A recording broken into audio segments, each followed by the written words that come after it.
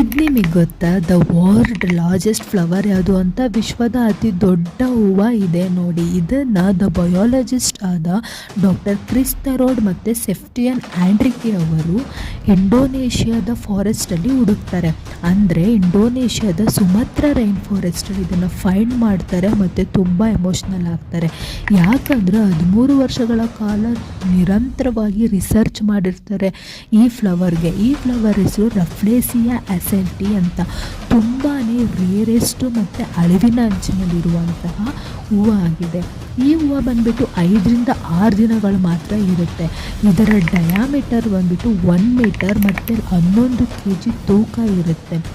ಇದು ಆದಷ್ಟು ಏಷ್ಯಾದ ರೈನ್ ಫಾರೆಸ್ಟ್ಗಳಲ್ಲಿ ಅಂದರೆ ಸುಮತ್ರ ರೈನ್ ಫಾರೆಸ್ಟ್ಗಳಲ್ಲಿ ಹೆಚ್ಚು ಕಂಡು ಬರುತ್ತೆ. ಆ್ಯಂಡ್ ಇದಕ್ಕೆ ಶವದ ಹೂವು ಅಂತಲೂ ಕರೀತಾರೆ, ಬಿಕಾಸ್ ಇದು ಕೊಳೆಯುವಾಗ ತುಂಬಾ ಸ್ಮೆಲ್ಲಿಂಗ್ ಇರುತ್ತೆ.